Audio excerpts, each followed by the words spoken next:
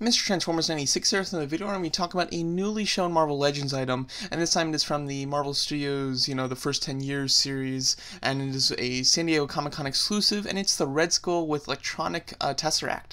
So this is very exciting. The idea for this item was shown just a couple days ago. We did see that they were going to be making this, and they showed the front, like the packaging. They showed this image where you could actually see the package. But today we actually had the photos of the product inside, which is extremely exciting. Just so you know where I stand on this, first 10 years series of figures from Hasbro, I'm very excited about it. They're redoing a lot of figures that I have always wanted to get. I'm a big villains fan, especially Marvel villains, and there's just been a ton of Marvel villains that they haven't done that I've always wanted, and I'm finally getting them in this series. It's really a dream come true for me, for a Marvel Legends series. So this is another great addition. There's some ups and downs about this set, in my opinion, and from what I've seen, the reaction from people is overall very negative. But here it is. So we have, it's kind of a 2-for-1 thing. You get a Marvel Legends figure, and then you get a 1-in-1 scale prop, essentially. That's kind of like the two lines that they do that are kind of being merged for this set. But here's the package. I do like the packaging quite a bit. However, let's get into the actual item. And here it is. You get the Red Skull with the Tesseract. Now, when that packaging photo was shown, I was really just had my fingers crossed that they would not just be repackaging the normal Red Skull that comes in the single package, that they would be including a different Red Skull in his different uniform, the one that he wears for most of the movie, which is his more trench coat kind of Gestapo uniform, rather than the green one, which he really only wears at the end. So this is incredibly exciting, considering that they've actually done that. I prefer this look for Red Skull much more than the green one, and I'm just so much happier that they are producing that version, which is very cool. As you can see, he will come with a Tesseract in scale with him, and a Tesseract in scale with you, which is kind of fun. Like, I like the idea of getting a 1-in-1 scale Tesseract. The only issue is I'm not a big fan of how the Tesseract turned out. So first of all, let's start on the Tesseract, and I'll go more into the Red Skull figure. The Tesseract itself, it's very bright blue, as you can see, and it has like this crystallized effect inside of it, and it does light up. Now, in the movie, I mean, like, when the Tesseract is doing something, when like power is running through it, it does kind of like a swirl effect inside of it. However, for the most part, it's mainly just like glass. Like, it looks like a glass box. And this one, unfortunately, you can kind of see where the pieces of the plastic from all the sides connect to each other and everything, which is definitely disappointing. Get some more images of the Tesseract here, where it's all lit up. As you can see, you can see like where it all snaps in together, which is super annoying. And maybe in person the lights will look really cool, but just in the photos the lights doesn't look that special. I would prefer it to be more clear and a little bit more just clean the way that it was built, and not have a light up feature, because I have to say it doesn't really look that good. It looks very much like a little toy rather than a prop replica, which is what the Hasbro series is trying to accomplish, is to really make like replicas. They did a really nice job with I have two of them. I have the Captain America shield and I have the Infinity Gauntlet. I'm not big on props, however those two I just kind of had to get. Out of all of the props they could do, the Tesseract's not a bad one for myself personally, but I probably wouldn't buy it if it was just on its own. So it's only the inclusion of Red Skull that kind of makes it worth it to me. But yeah, here's a closer image of just the Tesseract.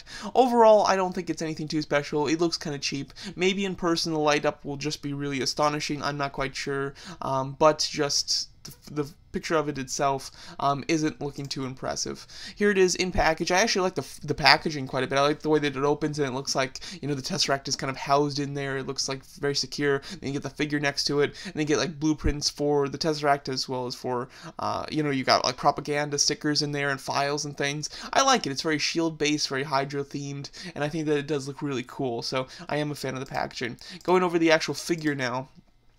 The head sculpt, I believe, is just the exact same head sculpt that's been released in the single series. Now that one I do actually have coming. I have it on the way. Out of the first 10 years series from Hasbro, I've pre-ordered the Cap and Crossbones one through Amazon, because I was able to get it for $40, and that's not expected to ship for quite a while, so I'm going to get that within a month, but, it was kind of cheaper, so I preferred to buy it from them. And then I did purchase, when Hasbro's website got like a few of them in stock the other day, I did purchase a couple. I purchased the Red Red Skull figure, as well as the Ant-Man and Yellow Jacket figure. The Red Skull one is the only one to sell out, so I do think that's going to be the most popular, basically because you can kind of army build with it, since you can turn it into 3 different versions of the Hydra Soldier or Red Skull, so there's a lot of variety with that one. But this figure overall I think does look pretty nice. I think that the black trench coat looks a little too charcoal gray. I think it needs to be a darker black. I think that like his boots are a nice representation of black that should be on the trench coat, however just without the gloss, because his boots have a nice gloss to them, which I think looks good,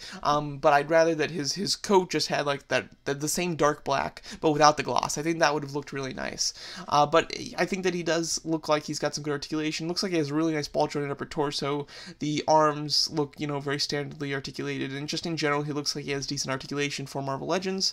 He's probably going to have some hindrance around the thighs, considering he does have the trench coat pieces. Those will probably be soft plastic, but still, it'll probably still get in the way a little bit. Giving you a comparison here.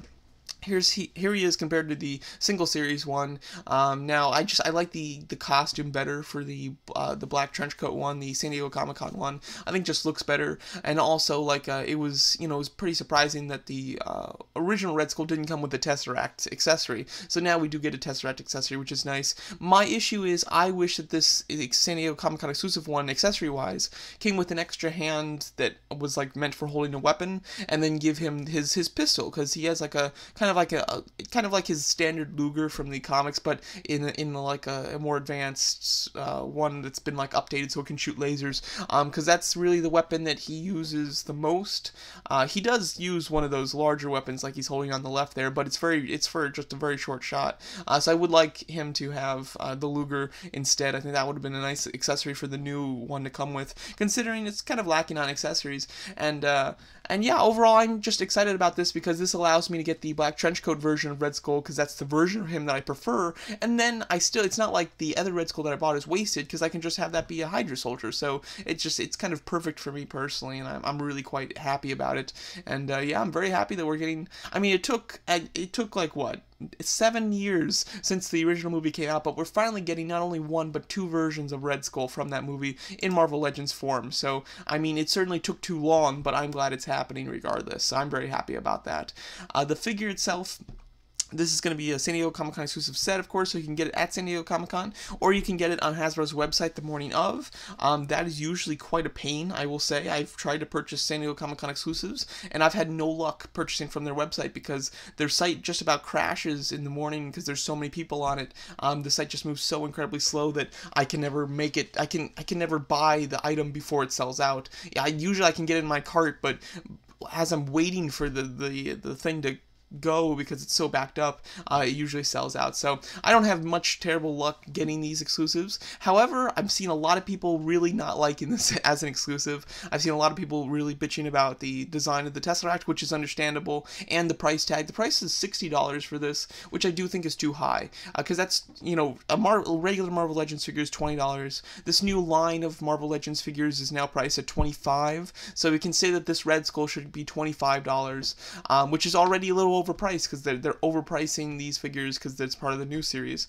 And then you're saying that the Tesseract piece itself is $35, or $40 if you consider the figure to be a normal $20 range. So that's pretty expensive, considering the Tesseract, the prop doesn't look that great.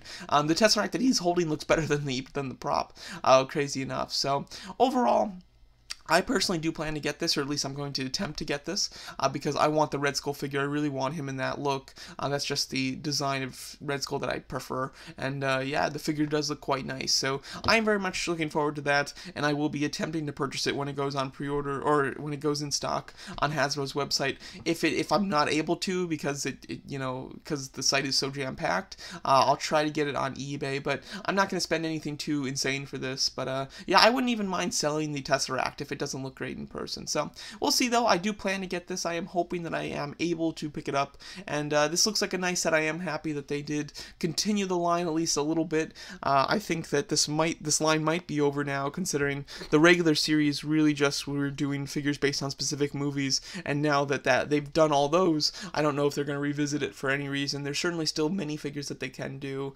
I would love to see them do the packs that they haven't done movies for yet, like I mean, like Iron Man 2, Doctor Strange, what else? Thor 1, I don't think they have a pack for. Yeah, I mean, there's a ton of movies they can do. Thor Ragnarok, because we still need the Grandmaster, the Collector, Caecilius, the Ancient One, Whiplash, the Iron Man drones. I mean, there's just so many other figures that they can do that I hope that they continue this line, because I certainly would be down for continuing to collect it, because I'm enjoying it so far. So overall, I plan to try to purchase this Red Skull figure, and I do have the other Red Skull figure on its way, which I'm very excited about. Let me know what you guys think of this new San Diego Comic-Con exclusive figure, being the Marvel Legends the first 10 year series Red Skull with 1/1 scale Red Skull Tesseract prop replica. And thanks so much for watching.